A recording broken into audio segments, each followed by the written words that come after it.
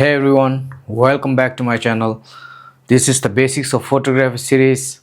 In last videos we have covered aperture and shutter speed. In today's video we are talking about the ISO. Yes, the magical setting which can make or break your photos.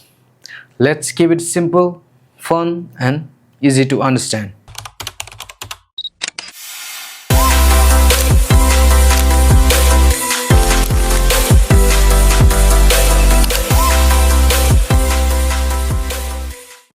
ISO is one of the three key settings in photography along with the shutter speed and aperture. But what exactly is ISO? Well, ISO refers to your camera's sensitivity to light. In simple terms, the higher the ISO, the more sensitive your camera becomes to the light. It's like turning up the volume on your camera's ability to see in low light situations. So if you're taking photos at night or in the dark room, you might want to raise your ISO to make brighter. But here's the catch.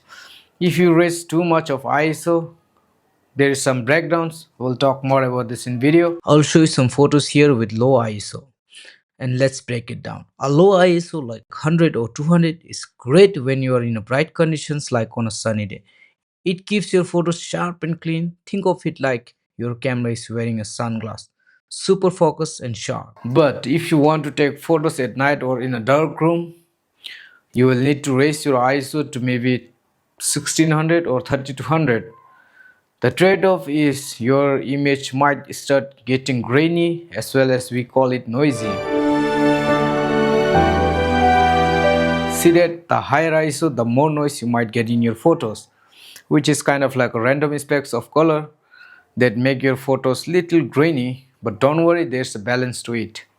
Well, you might be wondering when should I use high ISO? Here are a few scenarios. If you're shooting in low light without a tripod, raising the ISO helps your camera captures more light so you don't get blurry photos from camera share. And in situations like sport photography or moving objects at night, a higher ISO will help you freeze that motion without using a slow shutter speed where you don't want that blurry photos. It's all about finding a perfect balance. And always remember, don't hesitate to experiment different settings with your camera. ISO is one of those settings which can really change the look of your photos. Play around with it, use different settings in different lightings and see what works best for what you are shooting.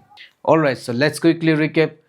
ISO controls camera's sensitivity to light. A low ISO for bright situations which will give you sharp photos, and a higher ISO in low light situations where you need to use a faster shutter speed. Just remember, high ISO might mean a bit of a noise, but it's totally manageable. That's it for today's video. I hope you found this helpful. If you did, don't forget to subscribe and hit that bell icon so you don't miss the next one in our basics of photography series. If you got any questions, drop them in the comments below, so I'll be happy to help. See you in next video.